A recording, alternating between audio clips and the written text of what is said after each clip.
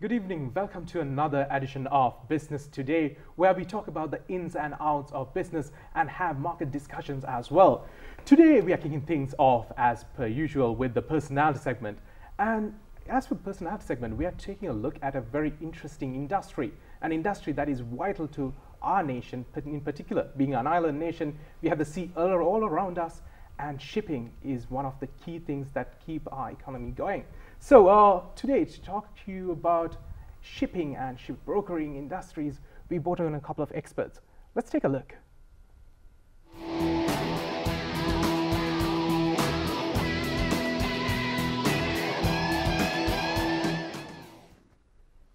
Coliandris is the international chairman of Institute of Shipbrokers. He was the vice international chairman of Institute of Shipbrokers in 2015. He formed Celtic Logistics in 1988. He became a member of the Institute of Chartered Shipbrokers in 1977 and promoted as a fellow in 1995. He was involved as a branch-level treasurer of the South Wales and West branch of the Institute for more than 30 years. He served on various controlling councils in the early 90s till 2000. He visited Sri Lanka in 2003 as an executive member of the Institute of Shipbrokers. Julie Lithgow is the director of the Institute of Chartered Shipbrokers from September 2011.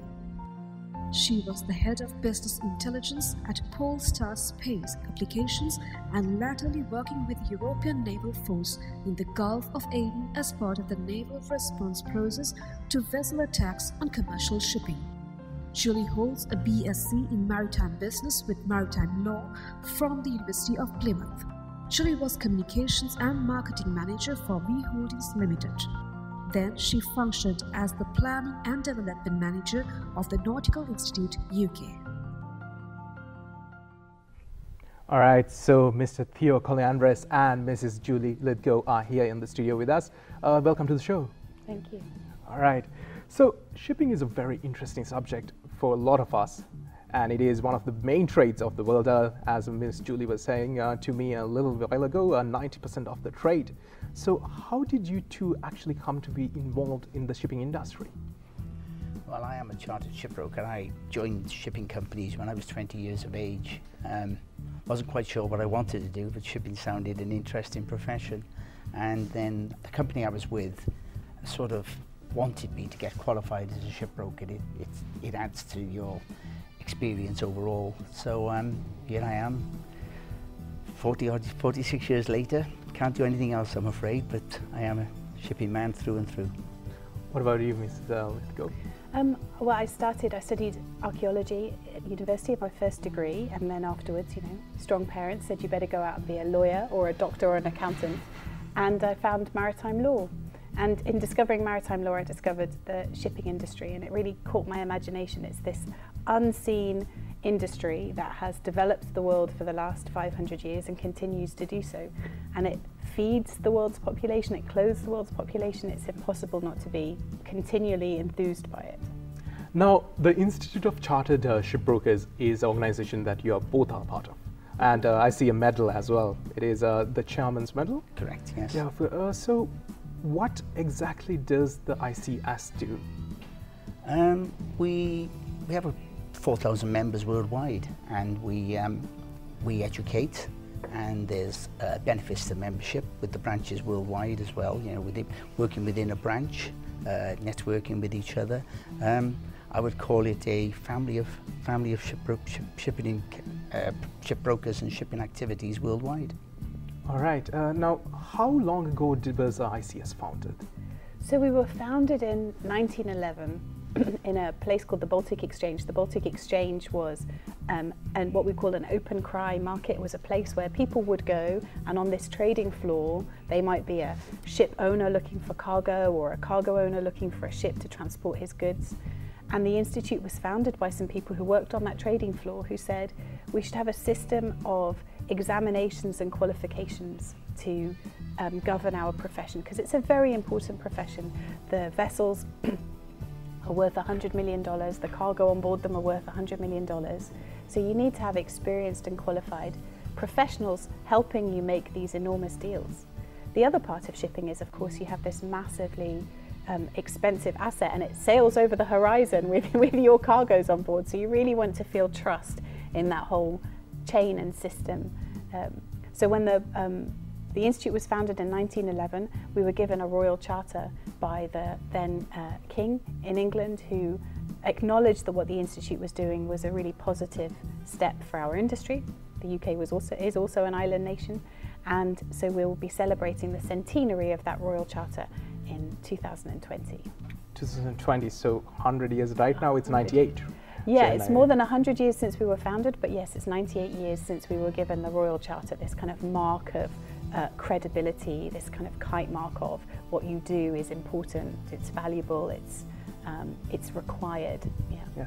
And of course, you mentioned about exams, examinations to get into ICS. Yes, yes. So how exactly do they work, and what exactly are they?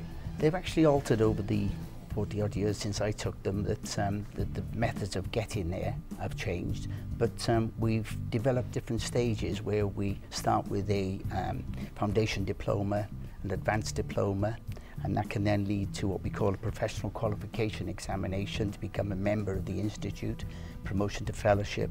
It can be, you can go straight for the PQE, or you can just go through the development of slow learning, starting at the bottom with the essential ones like Introduction to Shipping, the very basic ones, and move your way up. Eventually, membership of the Institute it signifies your professionalism and the fact that you should know your industry to perform well for your clients. All right, so what has your experience been on the ICS side? You have joined, you both have extensive careers at ICS. How do you see Sri Lanka being significant, and what is your experience at ICS actually? So I joined the Institute as the director in 2011, and the Institute really grabbed my attention and my imagination because it's actually a very remarkable organisation. It has 4,000 members around the world, all of whom had to pass these exams in order to become members. And it made a commitment, it's made a commitment for 100 years, that we believe that access to those qualifications, access to those exams should be as easy as possible. And that we interpret now in 2018 as there should be no geographical or financial boundary for any student who wants to join our amazing industry and sit our exams in order to show they're qualified. So the Institute operates about 5,000 exams a year, subsidised by our members all over the world. And if there is one student in the Maldives and they want to sit an exam with us, as long as they do the work to study and try hard to pass, then we will run the exam centre for them there. And that's quite a remarkable thing. That's also, I think, why the Institute's so strong in places like Mombasa and Ghana, because we're really investing in this next generation of people coming through. We're helping countries capacity build with their own people. And so here in Sri Lanka, where we've been for many years, we've been doing exactly that. We have this incredibly vibrant branch of people who took their exams. Some of them took them maybe 20 years ago, but they are this this kind of foundation to the shipping industry here in Sri Lanka through the display of their ethics and the way that they work. So we're really proud to be here. Yeah. Now, Mr. Coliandris has an extensive experience as ICS. What has your experience been with the Sri Lankan branch?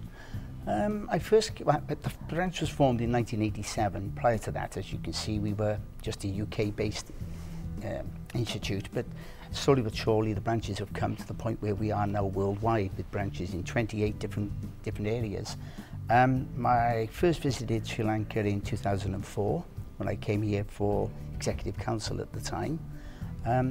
It's a very progressive branch. I mean, the education that they offer, they are putting through lots of people for foundation, and I think last year they qualified with 20 members in this branch alone, which is is that a really high number? It's a high number. It is a high number because as the branch gets older, you will reach exhaustion point of students available to you. Once everybody is taught, there is nobody left to teach. But in fairness, in Sri Lanka, they keep finding more and more people to teach and to bring through the system. Very impressed with the branch. All right. Now, ICS mainly deals with shipbrokering. What is the status of the shipping industry right now in the world? Oh gosh. Yeah. Well, shipping, because it is a derived demand, that means that it is a direct kind of temperature gauge of what world trade looks like. So if trade goes down, if the world's in some kind of global recession, then trade itself will decrease. Actually, trade hasn't decreased even through this recession, but the speed at which it's been growing has come down a little bit. There are lots of challenges coming our way in terms of global shipping. The first is that through this recession, a lot of the largest container lines are now forming and merging, so you will have a lot of power. More than 80% of all the containers in the world will be controlled by just 7 companies. So that's quite a lot. That's a sort of area of weakness we should be aware of. The more exciting part is that as the middle classes are growing in China and in India, we're going to see trades really changing. We're going to see the traditional routes where things were manufactured in the East and consumed in the West. Those trade routes are going to be turned on their heads, and you're going to have trade in places that we hadn't planned to before. You're going to have populations wanting to buy cars and air conditioners and bananas and cotton and all kinds of things that we didn't have in the past. So it's really quite exciting. What I would say about shipping is not only does it facilitate global trade, but it's also a really good barometer for measuring how well the world is doing. And shipping is slowly improving. Yeah. In your view, how is Sri Lanka doing right now? Well, the Sri Lankan port was just the world's fastest growing port in the last quarter, which is really impressive for a small island nation when you think that you're competing against Singapore and the large ports of China. So the fastest growing port, I think it was a 20% increase, is expected as well next year. And that's really exciting. It's exciting because it's good for a country to have a firm base in shipping, but it's also exciting because that means that there's going to be lots of career options for young people who are thinking about what they want to do. I would say, think about coming to work in the ports here, think about working for the shipping lines here. Now, Mr. Coliandris, you actually came to Sri Lanka for a significant reason, am I right? That's correct. With the controlling council of the institute, which is represented worldwide, each of those are all turning up over the next 24 hours for our main convention, which will be Friday and Saturday. As I said, we try to move the controlling council around to different areas. I have been here when they've hosted it all those years ago, and we always... So this is your second visit? My second visit, and we always get a very warm welcome in Sri Lanka, and they always organise the events very well for us, I'm pleased to say. That's great. Now, this is your first visit to Sri Lanka. How has your experience been? It's been brilliant. Okay. I've only been here for less than 24 hours, but I already got to have a drive around the port, which is really fantastic because I got to see some of the really large container vessels that you've got in at the moment. I got to see where we're building the extension to the port. That's quite exciting. So it's a really vibrant place. It's brilliant. I think there's 10,000 people working in the port just down the road from here. That's a huge... yeah, and the chairman of the Sri Lankan Ports Authority, Dr. Parakrama Disanyaki, is not only one of the fellows of the Institute, but he is also the former president of our Institute. So our Institute was led for 2 years by a Sri Lankan, and we just had him in London just a month ago where he was sitting down with the UK's Maritime Minister as well. So now ICS, you explained the role that it has to be conducted. What are other responsibilities of the ICS members? So members of the Institute, they've passed their qualifications, and it doesn't stop there. They have benefited with access to these subsidised exams because of the members who went before them. So there's a real expectation on our members to be giving back. That's really part of their membership. We don't call it membership benefits. We call it the obligations of membership. And once you become a member of the Institute, you're expected to take a lead, not just in your office, helping young people to want to study and learn and get qualified, but also a lead in the ethics and professionalism of what you display while you're at work, so that the reputation of the Institute is actually the shared reputation of the 4,000 of our members who work around the world. So how exactly do you guys coordinate with the 4,000 members? Is it one central network that runs throughout the world? The head office in London, Yeah. obviously will keep contact with each of them, but each branch chairman has a responsibility to look after their own branch matters and to report it and so on and so forth. It's a big network which takes an awful lot of governing and so on and so forth, but it works, and that's all we can hope for. And as Julie mentioned, underneath this thing is our motif for the institute, which is our word, our bond. Our word, our bond. That's certainly a very significant phrase.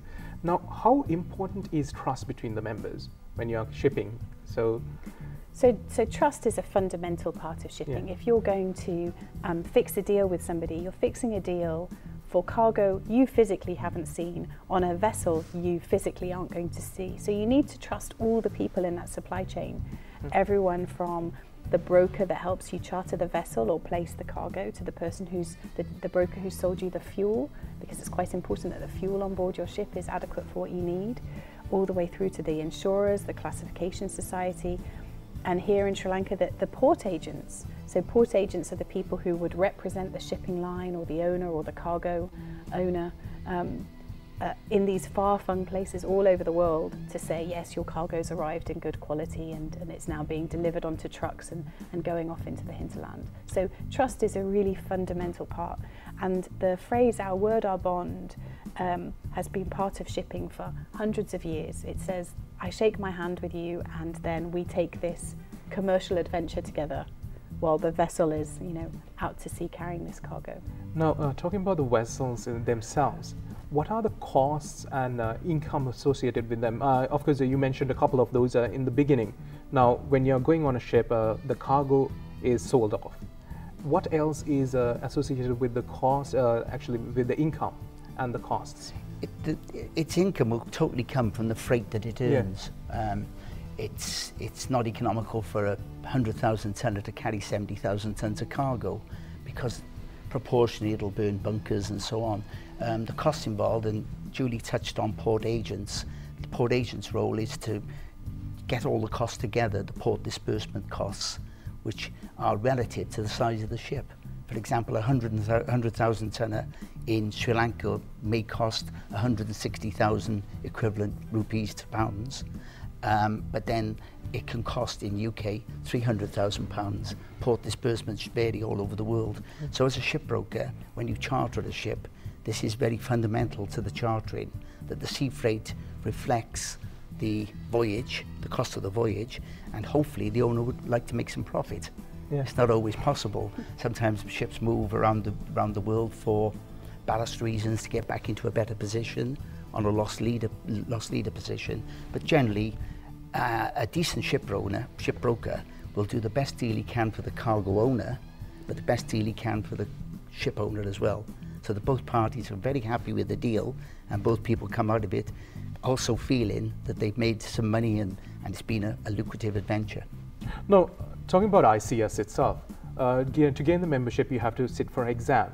Now, this course, accounting of course, might be a big part. What are some other things that you have to really learn about shipping before you sit for an exam? So the institute exams force students to become what we call generalists. So even if you have a specialism like port agency, in order to pass the institute exams, you need to do a course in the legal principles that govern shipping, which is a lot around contracts as well. You have to understand why countries trade in the first place. So you have to understand the full macroeconomics of why some countries have comparative advantage over others and why we trade goods between countries. So you have to do an economics paper. You have to do a paper just on the contracts within shipping, so the charter parties, those agreements between the person who has the vessel and the person who wants to rent it, let's say. So you have 4 compulsory subjects you have to pass. And then you choose your 3 specialisms. And the specialisms can be anything from logistics, so the world outside the port, where you put that container then on a truck or a lorry to take it to where it needs to be shipped to. Port agency, the management of ports, port and terminal management. We look at the chartering of vessels, so there's dry cargo chartering and tanker chartering. You can do a course on the buying and selling of ships, ship sale and purchase. the actual operational side of shipping as well. So there are 12 specialisms that people can choose from. Is there any website they can go to learn more information about this? Yeah, the Institute's website, ics.org.uk. ics.org.uk. Very easy. Okay. Yeah. And how do you actually sit for the exam? Is there a link in that site itself? Absolutely, and it will also link you to the branch here in Sri Lanka. So if you're really interested about wanting to come and study with us, or you're interested in thinking about the maritime world as a career, well done, that's a great decision, and the best people to talk to will be our branch, and the contact details are on our website. And then when you're ready to study with us and you've decided what subjects you want to do, you can absolutely register with the branch locally or register online with us. Everything is connected. Now, how do you actually market ICS to the globe? I think that a lot, like most things, a lot of our marketing is the fact that we are known to be the best. Yeah.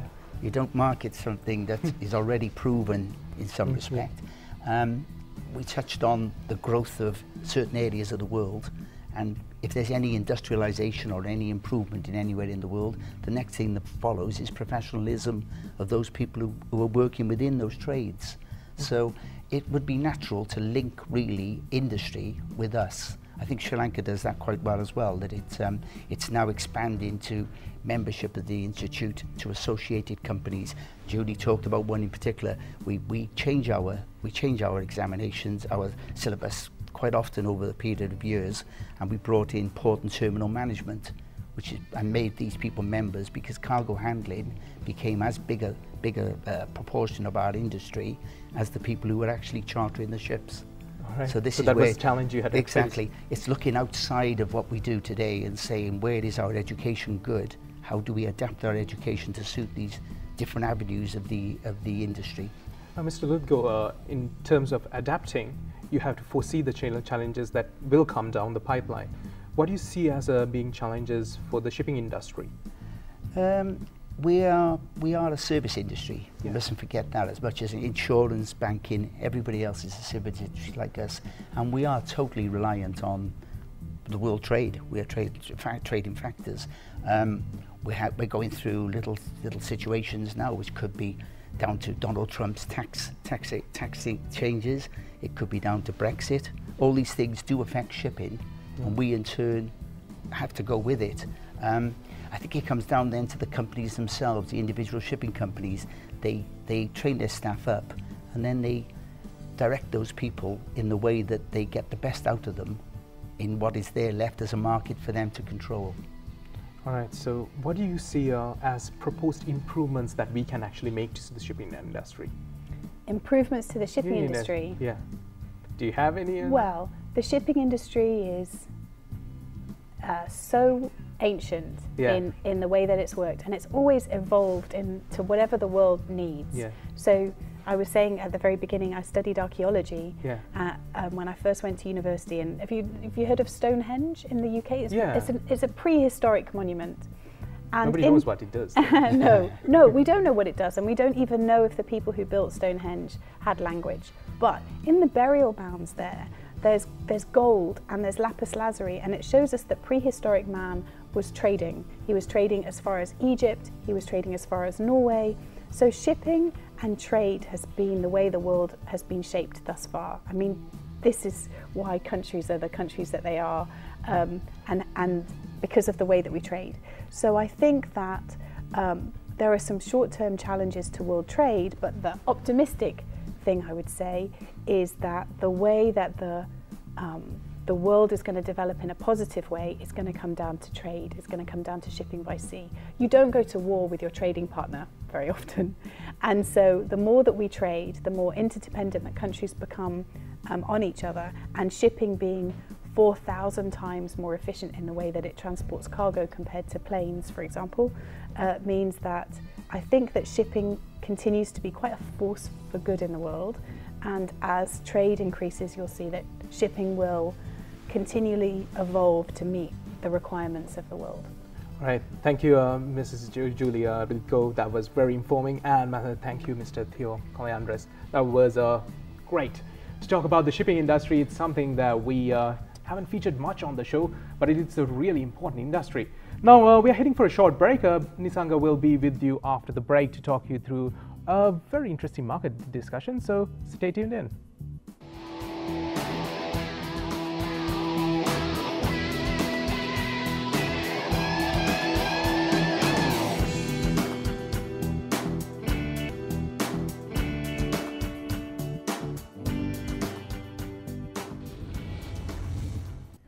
Welcome back to Business Today, and as we move on to our next and the final segment, we will have a conversation today on tourism, and we will talk in detail of certain recent developments in this industry. And we have today Mr. Udana Wickramasinghe. He is the Director IT Sri Lanka Tourism. A very good evening to you. Good evening, sir. Right, to start things off, can we talk about how this industry has been doing so far for this year? So up to now, we've been growing about 11% year on year. Right. So compared to last year, we have received almost 1.7 million tourists. So if you look at the global tourism, it grows about 4 to 5%. Right. So we've been having a healthy industry and a lot of development in terms of accommodation, other tourism businesses like travel sector is growing. So it's being very healthy. Right, it's very nice to hear. And recently you've been introducing this new system called Travel Inquiry Management System. Yes, that's What is this, and what are the benefits you hope to bring into the local industry through this? well, it's a platform. It's a platform for travel agents. Right. So if you look at travel agents have transformed from traditional travel agents to into the digital space. So if you look at the online travel agents like Agoda, Bookings.com, they actually cater to the accommodation sector. So if you take travel inquiry management system, or we call it TIMS, is actually targeting travel agents. So we drive traffic to travel agents, and then the travelers can book directly with the local travel agents. So the whole idea is that. Right, so how can the local travel agents join hands with you? Well, it's how it works is if you are a travel agent operating in Sri Lanka, it's a mandatory requirement to register with Sri Lanka Tourism Development Authority. Right. So when you register and obtain a license, you have automatically get access to this platform. So you get a username, password. So from day one, even without any foreign principals or contacts, you can receive travel leads directly through your email, and then you can respond and bid for them. Right, so do you charge a fee? No, it's actually a service, so there is no fee involved. So what we do is we actually collect Free of charge. Free of charge. Right. So so we collect a levy called Tourism Development Levy. Right. So it's 1% out of the revenue of travel agents. So anyway, when we drive more traffic, more revenue, and more taxes. We all benefit. Yes, all right. benefit. So can you talk a little bit about the bidding procedure here? The bidding procedure is very simple. So this is connected to our travel portal called srilanka.travel. And so when potential travelers come and research, and once they want to either book there or they want to exit from the site, we actually encourage them to visit the travel inquiry management system, and then they submit the travel requirement, and the travel agents get to bid for it. So fastest 6 can up to 6 leads, 6 bids the traveler will receive. So that's how it works, and then after that the lead closes. Right, so currently there's a massive trend of making reservations online than reaching travel companies. Yes. So how has this trend affected the local industry? So if you take Nisanga, the whole the technology actually disrupt the industry. So they disrupt traditional businesses. So if you take the, as I mentioned earlier, online travel agents actually caters to the accommodation sector.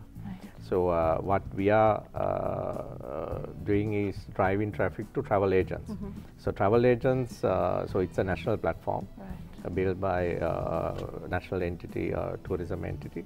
So therefore that drives traffic to the travel agents, and it will help them to have an additional revenue channel other than they get from principals and various other forms of as business leads.